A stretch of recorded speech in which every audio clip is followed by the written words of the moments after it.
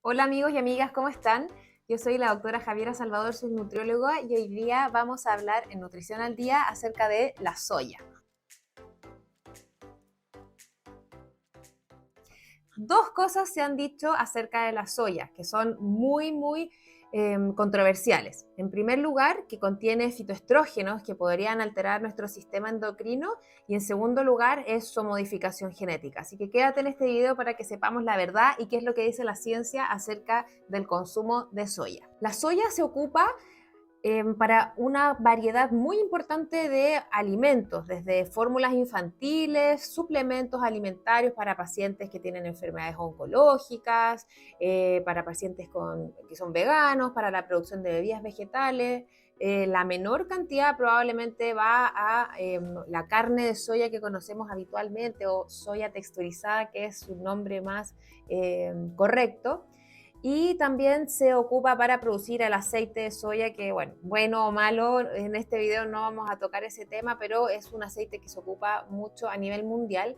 Y también hay que entender que la soya se ocupa para alimentar al ganado. Entonces es un alimento que es muy importante para nuestro desarrollo y para la industria alimentaria.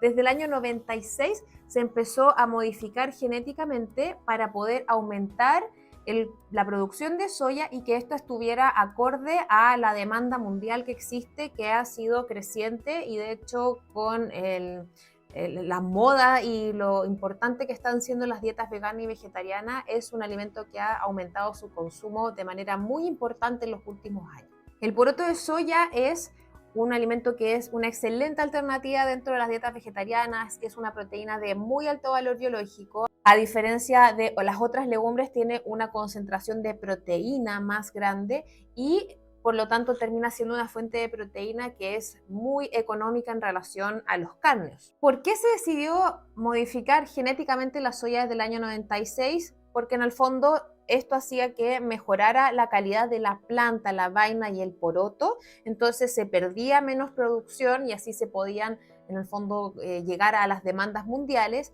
Y por otro lado, los genes que se les introdujeron a la soya para hacerla transgénica mejoraban su cantidad de proteína, mejoraban la calidad del aceite que se extrae del poroto de soya y por otro lado se hacían más tolerantes a herbicidas que se ocupan para plantar el poroto de soya.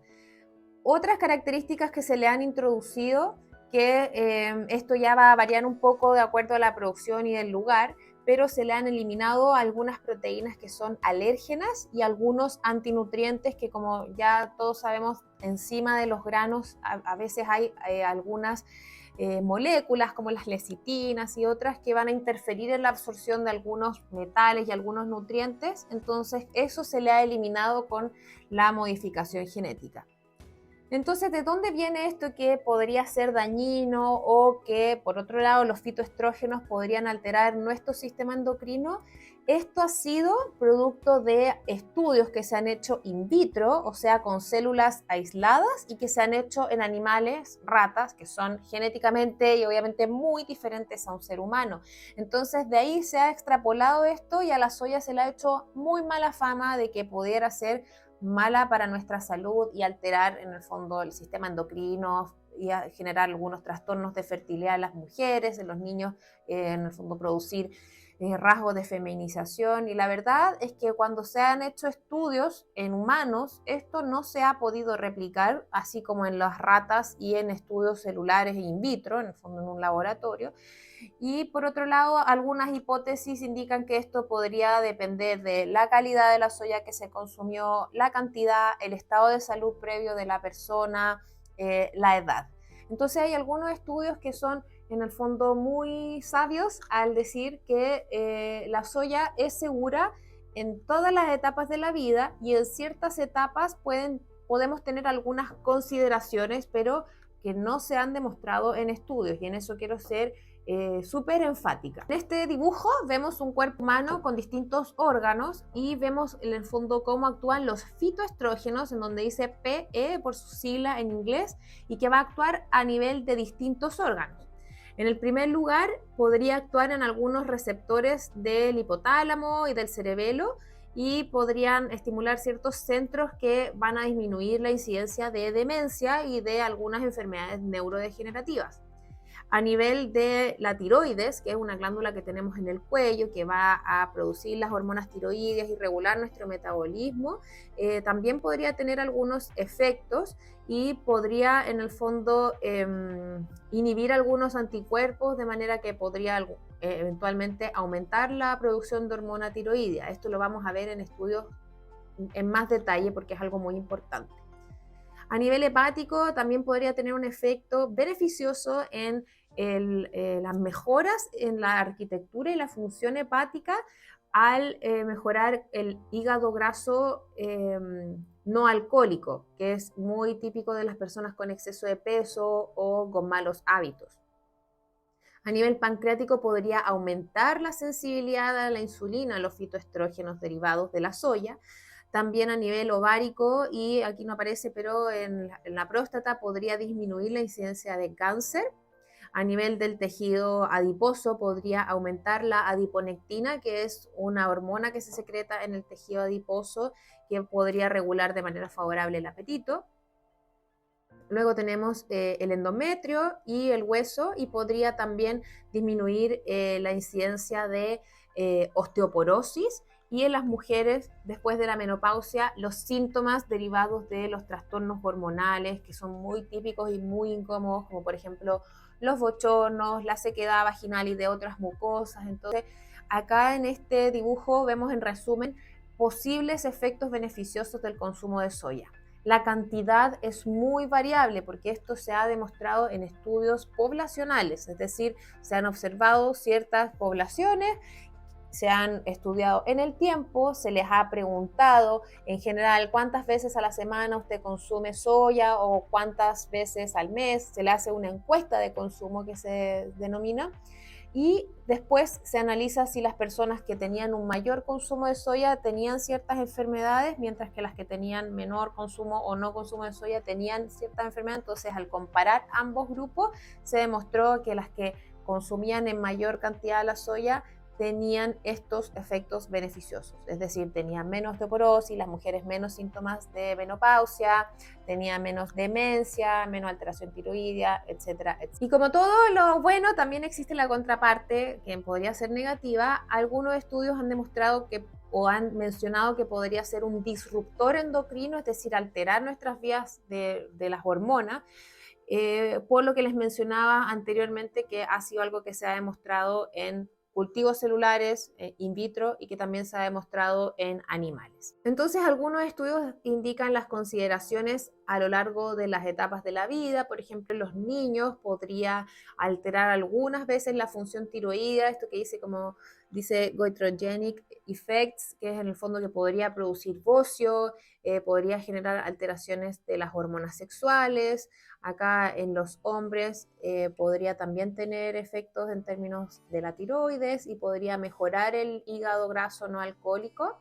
En las mujeres premenopáusicas no tendría efectos, mientras que en las postmenopáusicas podría tener efectos beneficiosos en términos del control de la glicemia y los marcadores de salud cardiovascular. Y en las mujeres embarazadas, y esto es lo que menos tiene estudio, y por lo general en los embarazos no se hacen estudios con las mujeres, pero podría mejorar la sensibilidad a la insulina y con ello disminuir la incidencia de diabetes gestacional. Esto salió en un estudio más antiguo, pero en un estudio más reciente, del 2019, se demostró que si bien aumenta en número la TSH, que es un marcador de cómo está la función de la tiroides, clínicamente no es significativo, es decir, es un aumento que es muy por sobre el cero y que no tiene efectos cuando se estudia al ser humano en total, o sea, no interfiere en nuestra función tiroidea. Acá vemos el gráfico resumen de todos los trabajos que investigaron este tema, y acá vemos los números, y en el fondo, si todos los estudios estuvieran con el promedio en el 0.00, querría decir que no hay efecto de la soya en relación al aumento de la TSH, pero como el rombo que está al final en rojo está por sobre el 0 y está entre el 0,0 y el 0.5, quiere decir que sí aumentaría levemente la TSH, pero clínicamente no es significativo, sino más bien es un marcador que se vio que era significativo solo en la estadística, es decir, solo en el modelo matemático del estudio. Entonces, en conclusión, no hay ninguna cosa negativa en relación a la soya. No se ha demostrado que el hecho de que esté genéticamente modificada podría ser dañina para nuestra salud. Es más bien un tema de que la planta sea de mejor calidad y no sea tan sensible a cambios climáticos, a pestes, etc. También ha tenido efectos beneficiosos el hecho de que esté genéticamente modificada al retirar algunos alergenos y al retirar algunas moléculas antinutrientes. Y el hecho de que contenga fitoestrógenos podría tener efectos beneficiosos y no se ha demostrado que sea algo negativo. Otra cosa con respecto a la soya es que mucho se habla, y es un tema que me gustaría desarrollar aquí más adelante, sobre los carnes procesados, jamón, salame, nuggets, hamburguesas. Cuando se ha estudiado estos carnes procesados a partir de carnes de origen animal, se ha demostrado que aumenta mucho el riesgo de cáncer de colon de manera exponencial y a veces con un consumo no tan grande, que es 50 gramos al día, que pueden ser 3 rebanadas de jamón o media hamburguesa de carne, en el fondo de carne de vacuno procesada. Entonces, cuando se ha estudiado los carnes procesados, pero a partir de, entre comillas, carne o proteína de soya texturizada, no existe este mismo efecto. Entonces, por lo menos yo como nutrióloga no consumo ningún tipo de embutido o carne procesada, pero sí consumo, y a pesar de que sean ultraprocesados, los de soya, porque no se ha demostrado que aumenten el riesgo de cáncer, sino que se ha demostrado al final lo que vimos en los estudios de este video, los efectos beneficiosos. Así que si quieres ver una alternativa mejor para comer de repente una hamburguesa o un hot dog, es mejor opción comer estos carnes procesados de soya o bien hacer las hamburguesas en tu casa, que también siempre es la mejor de las opciones. Entonces quiero mencionar para terminar que no tengan miedo a consumir la soya. Si bien la mayoría de la soya está genéticamente modificada, no parece ser un problema para la salud humana, y el hecho de que contenga fitoestrógenos tampoco es algo que nos podría alterar el eje endocrino. Yo pienso que todo está en el equilibrio. Tampoco es bueno comer soya todos los días, así como tampoco es bueno comer pollo todos los días o carne todos los días. En la variedad siempre está el gusto. Si eres vegano o vegetariano, anda alternando entre proteína de soya, proteína de las legumbres y otras fuentes de proteína. No te olvides de ver mi video acerca de las proteínas. Y si es que eres carnívoro, empieza a incorporar soya para que tengas los efectos cardiovasculares y beneficiosos de esta proteína. Espero que les haya quedado más claro. Si tienes alguna duda o si quieres comentar algo, no olvides dejarlo en los comentarios o en nuestro Instagram. Y recuerden que siempre estoy contestando a sus mensajes para que podamos desmentir y aprender juntos. Espero que tengan un súper lindo día y nos vemos en otro capítulo y en otro video acá en Nutrición al Día. Chao.